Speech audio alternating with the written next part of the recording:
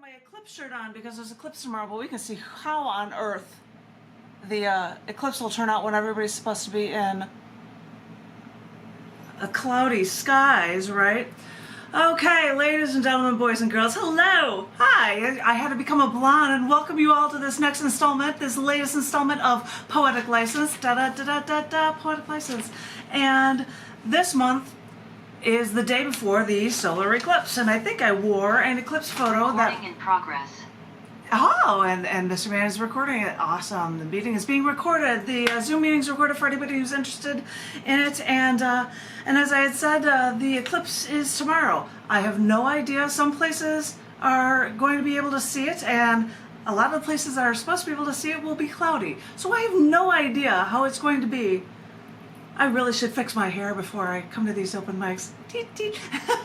So we'll see what happens with it for when it comes around tomorrow. But I hope if it comes out, everybody can enjoy one of these really cool anomalies about astronomy, because this is actually going to be one for the longest period of totality, longer than the one in 2017, blah, blah, blah.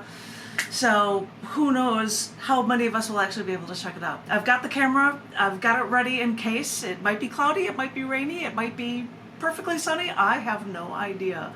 But anywho. You have the glasses? I have, oh my gosh, and they're right here.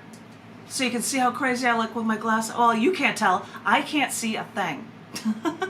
These are totally clear. I cannot see a thing through them, but we've got them. We have them from when we did them in 2017. We had them for that purpose, and we'll see how it goes tomorrow. And yeah, and he was asking what I've been up to, and yeah, busy as always. And I should say, I should advertise for some of the other books, and sometimes they do it, like if I'm publishing a John book.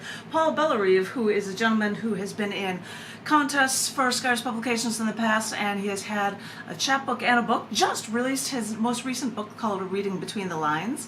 Reading Between the Lines from Scars Publications. It's a bunch of stories. It's not prose. He did a poetry book the last time, so it's a cool thing that I just put online if anybody's interested in it. But yay for Paul and yay for books. And it's funny because he was like, oh, you deserve to be paid. And I'm like, well, we just say, you know, give us a couple books and we're good. And I told him the cost of it, and then plus a proof copy, and he forgot to give me the money for the proof copy. And I'm like, you know, you say I'm worth so much money and you don't even give me enough for the 10 copies. He's like, I'm sorry, I'm sending you more. So, but anyway, this is his latest book, and it's a cool design on the cover too. You know, he's like, you know, he looks for things. He's like, I've got this idea. And he's like, I love it. It's just a bunch of lines in a space, whatever. But anywho, but it's a bunch of cool different stories. It's cool to have different things from different authors from Scars Publications, but I should stop talking about that and start talking about the first set of readings that I'm going to do. That is from the most recent release from a cc&d magazine from Scars Publications. It's volume 344, the 424 issue. I just love saying fours on this one. And it's titled Idle Hands. Idle Hands. And it's cool because the back cover might have some idle hands as well. And if you look it up as a spread, it's a pair of hands, which I had to separate enough so I could have a spine in there. But idle hands with globes on the hands are the cover, and I thought I would pick 3 random pieces in this book for you. I'm looking for them now. Yeah, I think I will do... Oh, I will do this tiny one first in the beginning. Somebody had something about this, and I thought this would be a perfectly relevant poem to put in at the beginning. And it was written on, I think, the 12th of December for the calendar date that composer Mozart, Wolfgang Amadeus Mozart, the day he died. So this was written just because I wrote this for this day for him. And it's titled Quiet as a Painting. People throughout history praise a select few, for few possess the genius to bring music to our souls, and no matter the year, century, and without them, everyone's existence would be as quiet as a painting. Only one image. There would be no motion, and most importantly, there would be no music. short little one about that was written because I was writing a lot of pieces for events for the year, and there was a thing for Mozart, and that piece was put in there. And I might, no, not in this reading, I might do something from a thing for, I see more people showing up and I'll add them to the list. Yay, yippee skippy. But the next one that I was going to read, because I like pulling off the performance art stuff, is a piece that is titled Gift of Motherhood. There were two of them. This is the second one of that. Let me pull out my page marker. And I have a tiny little picture there, but what's the point of being able to spot it? I'll try to show you on my screen a bigger version of it because, you know, they appear with the online versions. I might as well share that with you too. And this is why I'm wearing my ultra lovely wig for this poem. This is Gift of Motherhood, number 2.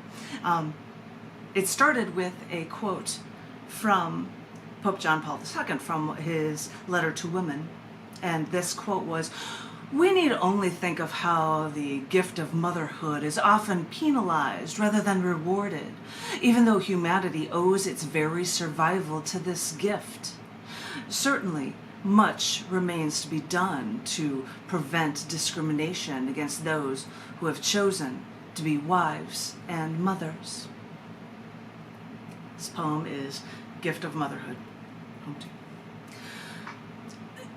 So I was sitting in on a meeting with the other managers, and we were talking about presenting our project at the upcoming trade show.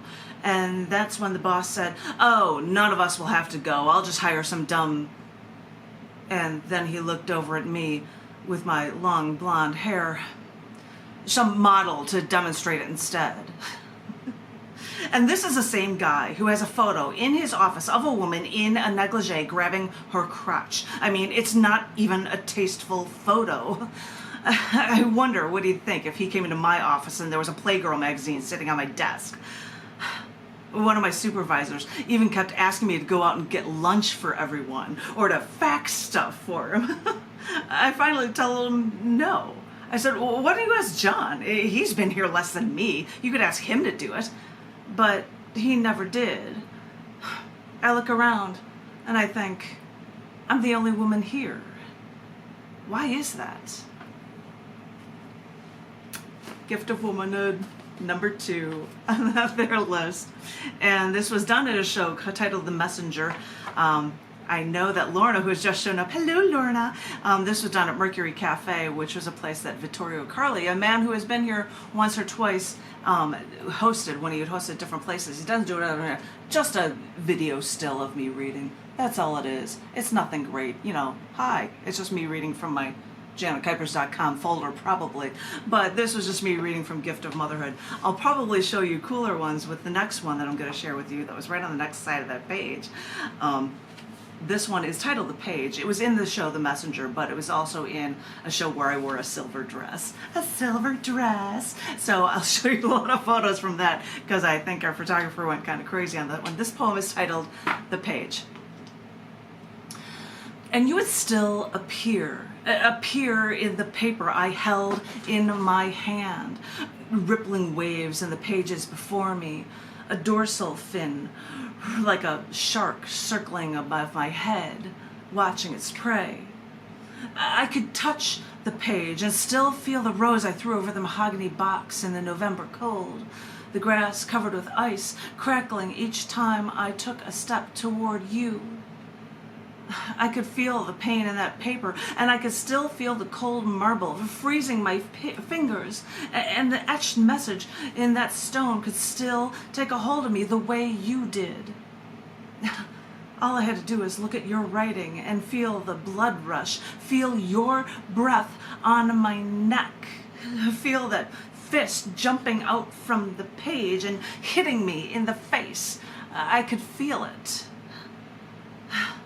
I could feel it, 1,000 wars fought and won on your page, in your words. I could feel your hot breath pushing up against my neck. I could feel your hands taking my shoulders, throwing me back in my chair.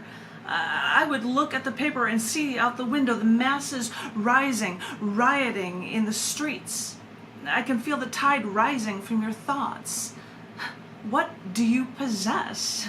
What have you been through to give you such a gift? I look back at the pages and I begin to feel your hand from under the page, from the desk, razor in hand, shoveling through the fiber, slicing at the air, trying desperately to get to me. And I get up from my chair, walk over to the bathroom, almost like memorization. I feel nothing but the drive you felt. In the mirror, there are cuts on my face.